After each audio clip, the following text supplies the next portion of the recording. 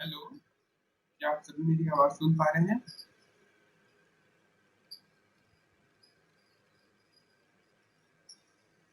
क्या आप सभी मेरी आवाज़ सुन पा रहे हैं?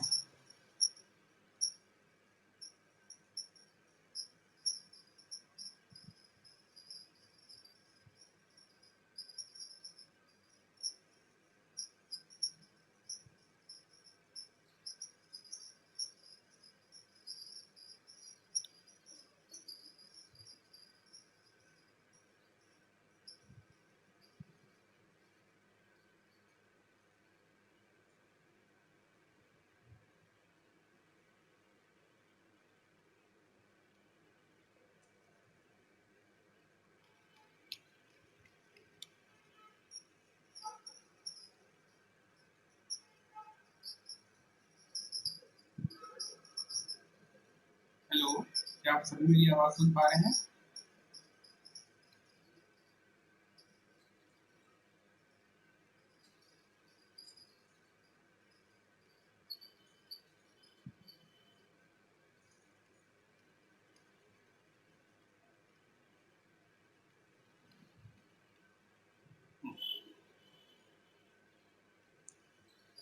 गुड मॉर्निंग टू ऑल, सभी को सुप्रभात और आप सभी का स्वागत है बंसल कॉलेज ऐप में। और मैं हूं प्रवीण यादव, बिलासपुर से आपके साथ लाइव और लेकर के आया हूं आपके साथ एक नए टॉपिक को लेकर के। तो कल हम पढ़ रहे थे एल्डोल संघनन के बारे में।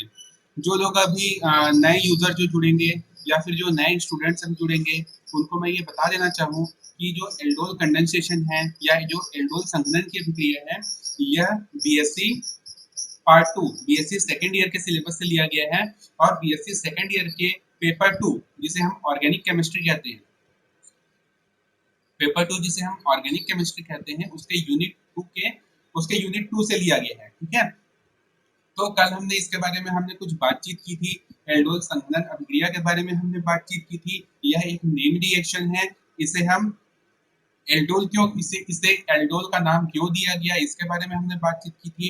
इसके साथ ही हमने इसकी क्रिया विधि के बारे में जाना था। क्रिया विधि के साथ साथ हमने ये भी जाना था कि हम इसे संघनन अभिक्रिया क्यों कहते हैं। ठीक है, तो आज हम वहीं से ही हम आगे बढ़ेंगे।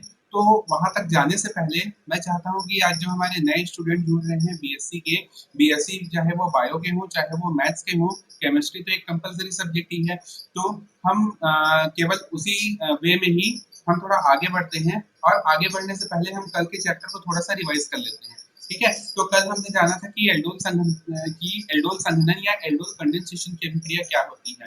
ठीक है, तो जो एल्डोल कंडेंसेशन होता है या एल्डोल संघनन की अभिक्रिया होती है, किसके मध्य में होती है? दो एल्डिहाइड के मध्य में, दो कीटोन के मध्य में, अथवा एक एल्डिहाइड और कीटोन के मध्य में। ठीक है, तो एल्डिहाइड और कीटोन के दो अणुओं के मध्य संघनन अभिक्रिया।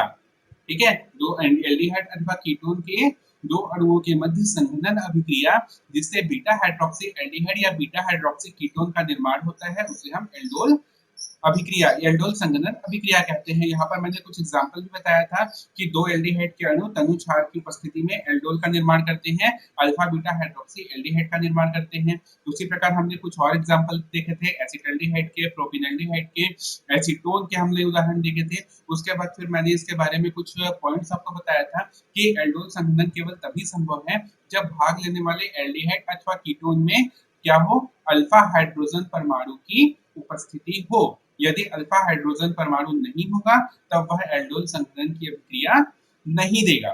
ठीक है, उसके बाद हमने पढ़ा था कि जो एल्डोल संघनन की अभिक्रिया है यह स्वतः ही उत्क्रमणीय होती है। उत्क्रमणीय कहने का अर्थ है कि उसमें अभिकारक और उत्पाद दोनों ही साम्यावस्था में उपस्थित होते हैं। ठीक है, लेकिन जब हम कीटोन के केस में लेते हैं तब यह साम्यावस्था उत्पाद की ओर न होकर के अभिकारक की ओर होती है। ये भी हमने आगे की ओर देखा था कि यदि हम उत्पाद जो है, यदि जो साम्यावस्था जो है वो उत्पाद की ओर ना होकर के अभिकारक की ओर होगी, तब हमें उत्पाद की सांद्रता कम प्राप्त होगी। और हमें उत्पाद को अधिक मात्रा में प्राप्त करने के लिए हमें क्या करना होगा कि उस अभिक्रिया मिश्रण से, अभिक्रिया के मिश्रण में जो उत्प्रेरक होगा, उस उत्प्रेरक से उत्पाद को विशेष प्रयोगात्मक तकनीकों का उपयोग करके उसे बाहर निकालना होगा, तभी वह अभिकारक उत्पाद का निर्माण करेगा।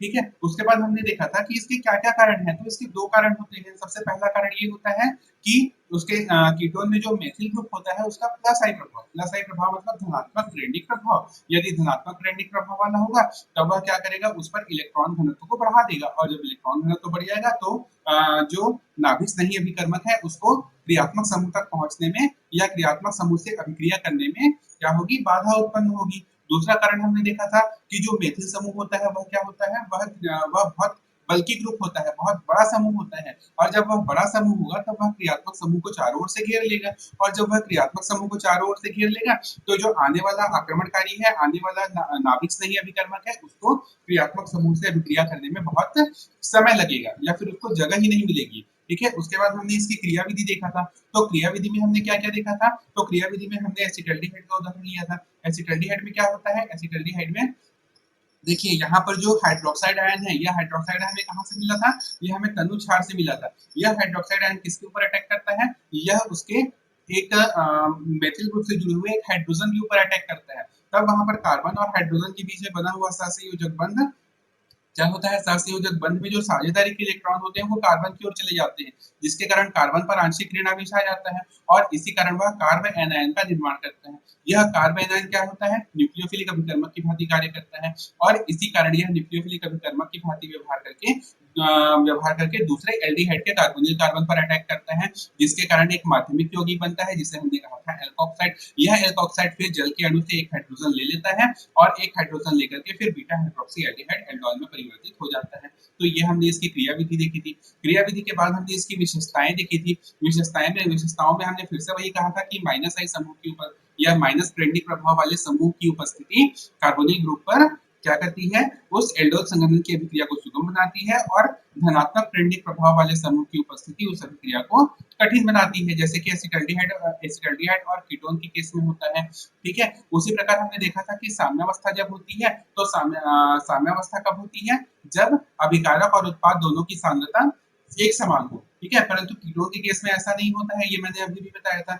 यहाँ पर क्या होती है, यदि हम उस उत्पाद को जो डाइएसीटोन अल्कोहल बना हुआ है, यदि हम उसे उत्प्रेरक से हटा दिया जाए तब वहां पर अभिकारक जो होता है वह साम्यावस्था स्थापित करने के लिए पुनः उत्पाद में परिवर्तित होता जाता है, और इस प्रकार हमें यहाँ पर उत्पाद की जो सांद्रता है वह अधिक प्राप्त होती है। फिर हमने देखा था कि उत्पाद जो होता है एल्डोल संघनन में जो उत्पाद होता है वह हमेशा ही आइसोलेट नहीं होता या हमेशा ही पृथक नहीं होता। क्यों पृथक नहीं होता, क्योंकि यदि उस अभिक्रिया मिक्सचर में अभिकारक के अणु उपस्थित है तो वह अभिकारक के साथ क्रिया करके एक अन्य यौगिक का निर्माण कर लेता है, चक्रीय हेमी का निर्माण कर लेता है। चक्रीय हेमी का निर्माण कैसे होता है मैंने यहाँ पर अभिक्रिया में भी बताया हुआ है। ठीक है, उसके बाद हमने कहा था कि जब हम इस उत्पाद को गर्म करते हैं, कौन से उत्पाद को, जो हमें एल्डोल संघनन के द्वारा एल्डोल उत्पाद जो प्राप्त होता है हम उसे गर्म करते हैं, तो गर्म करने के पश्चात यहाँ पर क्या होता है, जल का एक अणु निकल जाता है, और जल का अणु कहाँ से निकलता है, वो हमेशा अल्फा कार्बन से जुड़ा हुआ अल्फा हाइड्रोजन ही बाहर निकलता है, कोई अन्य कार्बन से जुड़ा हुआ हाइड्रोजन बाहर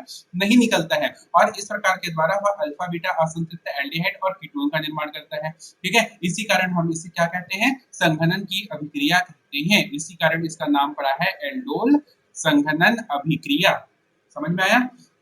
इसके बाद फिर हमने देखा था कि अच्छा ठीक है, यहाँ तक हमने देखा था। अब इसके बाद हम यहाँ पर आगे की ओर बढ़ते हैं। अगर अभी अभी जो नए स्टूडेंट जो जुड़े हुए हैं, अगर उन्हें किसी प्रकार की कोई परेशानी हो तो वहां पर चैट बॉक्स में लिख सकते हैं। ठीक है, अगर किसी को कोई परेशानी नहीं है तो फिर हम आगे की ओर बढ़ते हैं। ठीक है, वैसे अभी मैं देख पा रहा हूँ कि यहाँ पर कोई भी स्टूडेंट कनेक्टेड नहीं है। ठीक है, तो हम आगे की ओर बढ़ते जाते हैं। जो देर से अगर कनेक्ट होंगे तो वो वीडियो से इसे देख सकते हैं।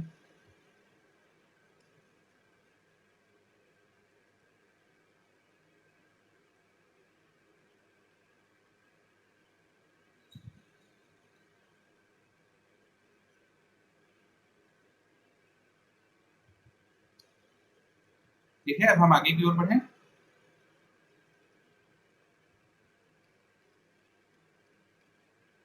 ठीक है, अब हम आगे की ओर बढ़ते हैं। तो अगला पॉइंट मैंने यहाँ पर ये लिखा हुआ है कि जब बीटा कार्बन अणु पर क्या हो, जब बीटा कार्बन परमाणु पर कोई भी एरिल समूह उपस्थित हो।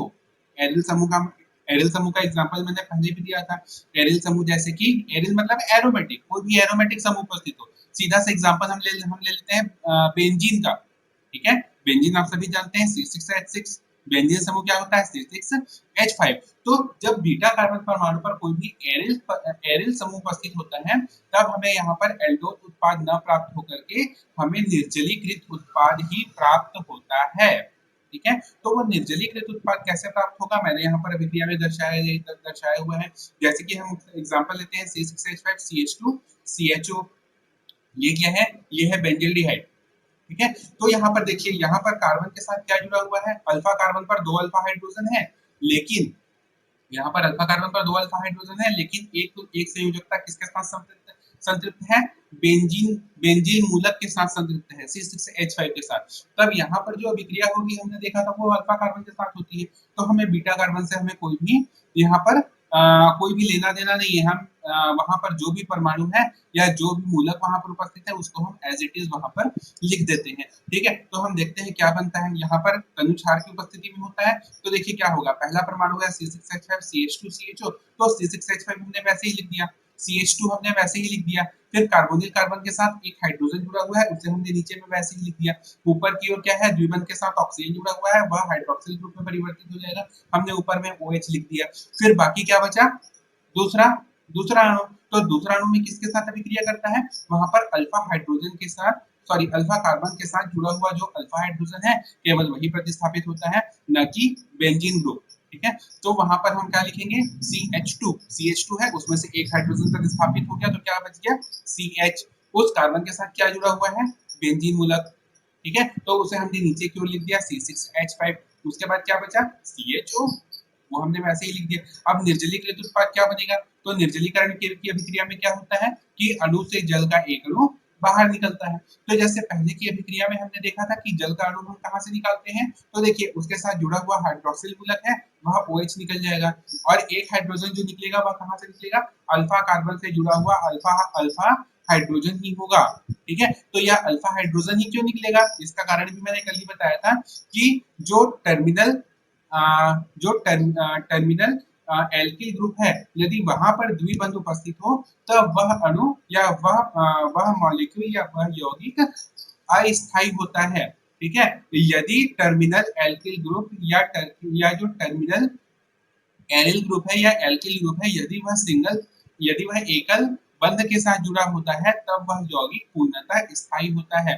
तो स्थायित्व प्राप्त करने के लिए हाइड्रोजन परमाणु हमेशा अल्फा कार्बन से ही बाहर निकलता है, तो यहाँ पर भी अल्फा हाइड्रोजन ही बाहर निकलेगा, और जब अल्फा हाइड्रोजन बाहर निकलेगा तब क्या होगा, कार्बन और दूसरे कार्बन के मध्य में द्विबंध का निर्माण हो जाता है। तो देखिए यहाँ पर इस प्रकार से यहाँ पर यौगिक का निर्माण होता है C6H5 CH2 हमने वैसे ही लिखा है, कार्बन के साथ हाइड्रोजन जुड़ा था उसे भी हमने वैसे ही लिख दिया, क्या निकला है OH समूह निकला है, वहां पर क्या बनेगा, कार्बन और कार्बन के मध्य में द्विबंध बन जाएगा, द्विबंध फिर हमने वैसे ही लिख दिया CHO और नीचे की तरफ C6H5, यह क्या है, यह है अल्फा बीटा असंतृप्त उत्पाद, ठीक है, या फिर निर्जलीकृत उत्पाद, ठीक है, समझ में आया। उसके बाद फिर मैंने नीचे की पॉइंट में लिखा है कि जब हम सांद्र क्षार का उपयोग करते हैं, ठीक है, पहले हमने क्या कहा था, पहले मैंने ये कहा था कि हम अभिक्रिया में किसका उपयोग करते हैं, तनु क्षार और तनु क्षार का उपयोग करते हैं। तो तनु क्षार और यहाँ पर हमने क्या किया है, सांद्र क्षार का उपयोग किया, तो तनु और सांद्र में क्या अंतर है, ठीक है। तो याद करिए कि आप अपने स्कूल के टाइम में क्लास 12th में एक चैप्टर रहा होगा विलियन, वहां पर आपने पढ़ा होगा तनु और सांद्र, डाइल्यूट एंड कॉन्सेंट्रेट, तनु और क्षार, डाइल्यूट एंड कॉन्सेंट्रेट। तो ये क्या होता है तनु और क्षार, तनु का कहने का अर्थ ये है कि तनु में देखिए कोई भी जब हम विलियन लेते हैं तो उस विलियन में कितने कंपोनेंट होते हैं, दो मुख्य कंपोनेंट होते हैं, विलेय और विलायक, सॉल्यूट और सॉल्वेंट। ये आपने पहले भी पढ़ चुका है, मैं कोई नई चीज नहीं पढ़ा रहा हूँ, मैं केवल आपको आपकी थोड़ी सी उस चीज को याद दिलाने की कोशिश कर रहा हूँ, ठीक है। तो वहां पर क्या होता है, कोई भी विलियन होता है उस विलियन में दो घटक होते हैं, विलेय और विलायक। हम फिर से इनऑर्गेनिक केमिस्ट्री की तरफ जा रहे हैं, ठीक है, तो मैं केवल थोड़ी सी चीजें इस बारे में बताऊंगा ताकि आपको ये आसानी से समझ में आ जाए, ठीक है। तो जैसे कि यदि हम एक एग्जांपल लें, यदि मैं एक गिलास पानी लेता हूँ और उसमें एक चम्मच शक्कर डाल देता हूँ तो क्या होगा, कौन विलेय होगा कौन विलायक होगा, तो हम सीधी सी भाषा में हम कह सकते हैं कि विलेय वह होता है जो विलयन में कम मात्रा में उपस्थित होता है, विलायक वह होता है जो विलयन में अधिक मात्रा में उपस्थित होता है। तो अधिक मात्रा में क्या है, एक गिलास पानी हमने लिया था तो पानी वहां पर अधिक मात्रा में है, तो पानी हो गया विलायक और शक्कर हो गया विलेय। तो वैसे ही यदि हम तनु और सांद्र सोडियम हाइड्रोक्साइड देखें तो यहाँ पर तनु तनु सोडियम हाइड्रोक्साइड क्या होगा, तनु कहने का मतलब ये है कि वहां पर विलायक की मात्रा विलेय से बहुत अधिक है या विलेय की मात्रा विलायक से बहुत ही कम है। और सांद्र का मतलब क्या होता है कि सांद्र का मतलब है कि वहां पर जो विलेय है, विलेय की मात्रा विलायक से क्या है, विलेय की मात्रा विलायक से अधिक है, ठीक है। तब यहाँ पर क्या होगा, सांद्र क्षार। तो जब हम अत्यधिक सांद्र क्षार का उपयोग करते हैं तब हमें भी यहाँ पर एल्डोल उत्पाद प्राप्त न होकर के क्या क्या प्राप्त होता है, हमें अल्फा बीटा असंतृप्त उत्पाद ही प्राप्त होता है। और ये जो अल्फा बीटा असंतृप्त उत्पाद है ये आगे भी और अभिक्रिया करके किसका निर्माण कर देते हैं, ये आगे भी और अभिक्रिया करके रेजिन का निर्माण करते हैं। रेजिन क्या है, रेजिन एक प्रकार का पॉलीमर है। पॉलीमर जो आप पढ़े होंगे क्लास 12th में, बहुलक, आपने क्लास 12th में पढ़ा होगा ना बहुलक, तो ये एक प्रकार का बहुलक ही है, रेजिन होता है। रेजिन बहुत सारे छोटे छोटे अणु मिलकर के एक बहुत बड़े अणु का निर्माण करते हैं, जैसे कि पॉलीथीन, पॉलीएस्टर, नायलॉन 6 ठीक है, ये सब आपने बहुलक में पढ़ा होगा ना। तो यही होता है रेजिन एकलक, रेजिन एक एकलक है, बहुत सारे रेजिन मिलकर के क्या बनाते हैं, बहुलक का निर्माण करते हैं, ठीक है। तो हमने यहाँ पर भी मैंने एग्जाम लिया है प्रोटोन एल्डिहाइड। प्रोटोन एल्डिहाइड कैसे बना हुआ है, प्रोटोन एल्डिहाइड याद करिए, जब दो एल्डिहाइड के मध्य में अभिक्रिया होती है तब एल्डोल संघनन के द्वारा वो क्या बनाते हैं, एल्डोल का निर्माण करते हैं। फिर एल्डोल यहाँ पर निर्जलीकरण अभिक्रिया के द्वारा क्या बनाता है, अल्फा बीटा असंतृप्त उत्पाद प्रोटोन एल्डिहाइड बनाता है। फिर यह प्रोटोन एल्डिहाइड पुनः एसिटाल्डिहाइड के एक अन्य अणु के साथ अभिक्रिया करता है और यहाँ पर रेजिन का निर्माण करता है, ठीक है। और इस प्रकार रेजिन अभिक्रिया मिश्रण में उपस्थित अन्य एसिटाल्डिहाइड अणु के साथ मिलकर के वह आगे अपनी कार्बन श्रृंखला को आगे की ओर बढ़ाता जाता है। तो इस प्रकार से हम देखें तो यहाँ पर तनुक्षार और सांद्र क्षार में क्या अंतर हुआ, जब हम तनुक्षार का उपयोग किए तब हमें उत्पाद में क्या प्राप्त हुआ, एल्डोल प्राप्त हुआ। और जब हम सांद्र क्षार का उपयोग करते हैं तब यहाँ पर अभिक्रिया और आगे बढ़ जाती है। और आगे क्यों बढ़ती है भाई, कोई इसका कारण बता सकता है, क्या कोई ऑनलाइन है?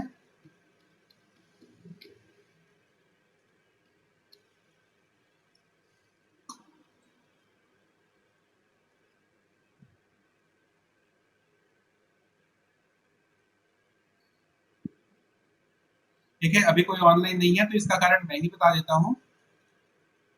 देखिए यहाँ पर क्या होता है, देखिए तनुक्षार में क्या उपस्थित होता है, तो तनु सोडियम हाइड्रोक्साइड हम लेते हैं। तो जब हम तनु सोडियम हाइड्रोक्साइड लेते हैं तब हम सिंपल सा एक ट्रिक लगा सकते हैं कि जो NaOH है वह किस में विभाजित हो जाएगा, सोडियम आयन और हाइड्रोक्साइड आयन में विभाजित हो जाएगा। तो देखिए जब वहां पर NaOH की सांद्रता कम होगी तो हाइड्रोक्साइड आयन की सांद्रता भी कम होगी, और जब हाइड्रोक्साइड आयन की सांद्रता होगी तो अभिक्रिया आगे बढ़ेगा क्या, बिना किसी उत्प्रेरक के, तो बिना किसी उत्प्रेरक के अभिक्रिया आगे नहीं हो पाएगी। समझ में आ रहा है मैं क्या कहना चाह रहा हूँ, बिना किसी अभिकारक के बिना किसी उत्प्रेरक की उपस्थिति के अभिक्रिया आगे नहीं बढ़ पाएगी। तो वैसे ही हम सांद्र क्षार के केस में लेते हैं, तो सांद्र क्षार के केस में क्या होता है, देखिए सांद्र क्षार के केस में क्या होता है, जब वहां पर NaOH की सांद्रता अधिक होगी, है ना भाई, जब वहां पर सोडियम हाइड्रोक्साइड जब अधिक मात्रा में उपस्थित होगा तब वह क्या करेगा, वह सोडियम हाइड्रोक्साइड क्या करेगा, अधिक मात्रा में हाइड्रोक्साइड आयन को उत्पन्न करेगा। और जब हाइड्रोक्साइड आयन अभिक्रिया होगी तो अभिक्रिया तेजी से आगे की ओर बढ़ते जाएगा, बढ़ेगा कि नहीं बढ़ेगा भाई। भाई इसका सीधा सा एग्जांपल हम इस तरीके से ले सकते हैं कि भाई यदि मान लो आप कहीं बाइक से जा रहे हैं, ठीक है, आप कहीं बाइक से जा रहे हैं, यदि मान लो बाइक से जाते जाते क्या हो गई, आप मान लो कोई दो दोस्त हैं, एक जा रहा है लूना में और एक जा रहा है एक जा रहा है मान लो सुपर स्प्लेंडर में जा रहे हैं, ठीक है। तो यदि कोई मान लो लूना जा रहा है 80 की स्पीड में और सुपर स्प्लेंडर जा रही है 100 की स्पीड में, कौन आगे निकलेगा, कौन आगे निकलेगा भाई, भाई सीधी सी बात है, सुपर स्प्लेंडर वाला लूना लूना वाले को आगे को क्रॉस करके आगे की ओर बढ़ जाएगा। क्यों बढ़ेगा भाई, दोनों की इंजन में फर्क है। लूना क्या है, लूना कम सीसी वाली बाइक है, ज्यादा से ज्यादा 50 सीसी या 80 सीसी की उसमें इंजन लगी होती है, जबकि जो सुपर स्प्लेंडर है उसमें 150 सीसी का इंजन लगा होता है। तो कौन जल्दी स्पीड में भागेगा? सुपर स्प्लेंडर वाला जल्दी स्पीड में भागेगा। तो वैसे ही इस केस में भी होता है। यहाँ पर क्या होती है, जब उत्प्रेरक की सांद्रता कम होती है तो क्या करेगी, वह अभिकारक के अणुओं के साथ कम क्रिया करेगी, और कम क्रिया करेगी तो उत्पाद भी हमें वैसे ही प्राप्त होगा। लेकिन जब हम सांद्र का उपयोग करेंगे तो वो अभिकारक के साथ बहुत तेजी के साथ अभिक्रिया करती जाएगी, और बहुत तेजी के साथ अभिक्रिया करके वह आगे ही उत्पाद का निर्माण वैसे वैसे ही करते जाता है। तो हमने यहाँ पर कहा कितनी अभिक्रिया देगी, पहले जब संघनन अभिक्रिया थी तब एल्डोल का निर्माण हुआ, उसके बाद फिर उसकी निर्जलीकरण की अभिक्रिया हुई, तब अल्फा बीटा असंतृप्त एल्डिहाइड बना, फिर यह अल्फा बीटा असंतृप्त एल्डिहाइड फिर से अभिकारक के अणुओं के साथ अभिक्रिया करता है, और आगे फिर एकलक रेजिन का निर्माण करता है। यह रेजिन फिर आगे जैसे जैसे एल्डिहाइड के साथ अभिक्रिया करती जाएगी, वैसे वैसे ही वह बहुलक का निर्माण करती जाएगी। तो इस प्रकार से सांद्र क्षार की उपस्थिति में अभिक्रिया बहुत आगे की ओर जा सकती है। ठीक है, अब हम चलते हैं अगले स्लाइड की ओर। अगले स्लाइड में जैसे कि हम पढ़ते हैं क्रॉस एल्डोल संघनन। ठीक है, अभी तक हमने क्या पढ़ा था, एल्डोल संघनन पढ़ा था। अब ये क्रॉस एल्डोल संघनन क्या होता है? तो क्रॉस एल्डोल संघनन में देखिए मैंने स्लाइड में लिखा हुआ है कि जब क्या हो, जब यहाँ पर एल्डोल संघनन किसके बीच में होता है, दो एल्डिहाइड दो कीटोन, या एक एल्डिहाइड या एक कीटोन। कब होता है, जब उस एल्डिहाइड या कीटोन में कम से कम एक परमाणु में एक अणु में अल्फा हाइड्रोजन परमाणु की उपस्थिति हो। ठीक है, तो यहाँ पर भी केस वही होता है, जब अल्फा हाइड्रोजन परमाणु युक्त दो अलग अलग एल्डिहाइड के मिश्रण को हम क्या करते हैं, तनु क्षार की उपस्थिति में अभिक्रिया कराते हैं। ठीक है, तो जब हम तनु क्षार की उपस्थिति में अभिक्रिया करेंगे दो अलग अलग एल्डिहाइडों को, अलग अलग कहने का मतलब ये है कि उसमें क्या है, मूलक अलग अलग है, क्रियात्मक समूह तो एक ही होगा, कौन समूह होगा, एल्डिहाइड समूह उपस्थित होगा, लेकिन उस कार्बन के साथ जुड़ा हुआ जो क्या होगा, एल्किल मूलक होगा, या एरिल एल्किल जो मूलक होगा वह अलग अलग हो सकता है।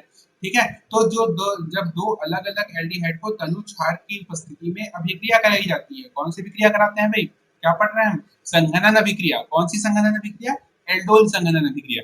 तो जब हम दो अलग अलग एल्डिहाइडों को जिनमें अल्फा हाइड्रोजन परमाणु उपस्थित हो, तनु क्षार की उपस्थिति में हम एल्डोल संघनन की अभिक्रिया कराते हैं, तब देखिए मैंने क्या लिखा हुआ है कि 4 संभावित उत्पादों का निर्माण हो सकता है।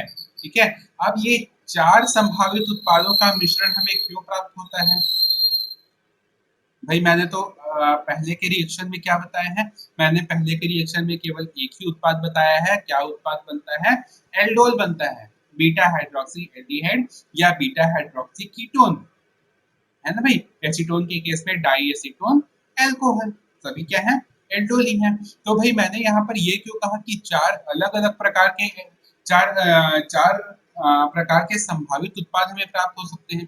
तो ये 4 संभावित जो उत्पाद होते हैं यह किस पर निर्भर करते हैं, यह एल्डिहाइड में उपस्थित कार्बोनिल समूह से जुड़े हुए एल्किल मूलक के प्रकार पर आधारित होते हैं। तो कैसे होते हैं, चलिए हम अभिक्रिया में देखते हैं। तो जैसे कि आप अपनी मोबाइल स्क्रीन पर या यदि आप कंप्यूटर पर देख रहे होंगे तो आप उसमें देख सकते हैं, मैंने एक अभिक्रिया बनाई है। अभिक्रिया में मैंने दो अभिकारक लिए हैं, RCH2CHO और R-CH2CHO। यहाँ पर R और R क्या है, मैंने नीचे में लिखा हुआ है, देखिए जहां पर R और R दो अलग अलग एल्किल समूह हैं। R and R dash are the two different alkyl groups।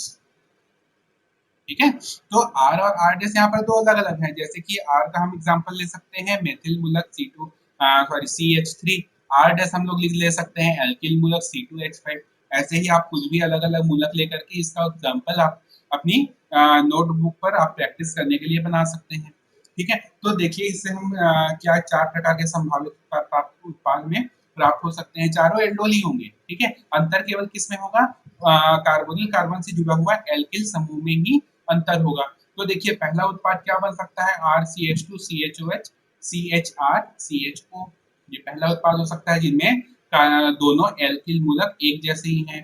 दूसरा हो सकता है R-CH2CHOH CHR-CHO, इसमें भी देखिए एल्किल मूलक भी एक ही जैसे हैं परंतु पहले उत्पाद से अलग है। ठीक है, तीसरा उत्पाद बन सकता है R-CH2CHOH CHR CHO, इसमें देखिए यहाँ पर दोनों एल्किल मूलक अलग अलग हैं।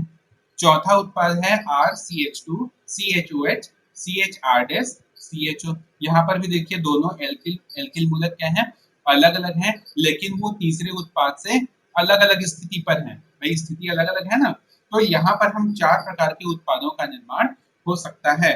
क्या इस स्लाइड में किसी को कुछ परेशानी है? अगर किसी को कुछ परेशानी है तो यहाँ पर चैट बॉक्स में लिख सकते हैं या फिर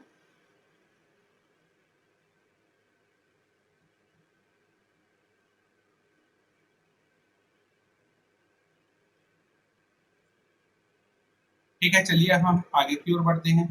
ठीक है, ये स्लाइड समझ में आ चुका है, तो हम अगली स्लाइड की ओर बढ़ते हैं। तो देखिए अब मैंने यहाँ पर लिखा हुआ है कि इस केस में यहाँ पर क्या होता है। देखिए यदि इसमें से दो में से एक एल्डिहाइड जिसमें अल्फा हाइड्रोजन परमाणु नहीं होता है, ठीक है, मैंने पहले केस में क्या कहा था कि जब हम दो एल्डिहाइड लेते हैं जिसमें दोनों में ही अल्फा हाइड्रोजन प्रेजेंट है, तब वहां पर क्या बना है, 4 अलग अलग प्रकार के उत्पादों का निर्माण हुआ है, 4 संभावित उत्पादों का निर्माण हुआ है। लेकिन यदि ऐसा केस लें जिसमें यदि एक एल्डिहाइड में अल्फा हाइड्रोजन परमाणु ना हो, तब यहाँ पर क्या होगा, केवल 2 ही प्रकार के उत्पाद बनेंगे। और इस प्रकार से ये जो मिक्स्ड एल्डोल कंडेंसेशन है, मिश्रित एल्डोल संघनन की अभिक्रिया है, यह विभिन्न प्रकार से हमारे उपयोग में आ सकती है।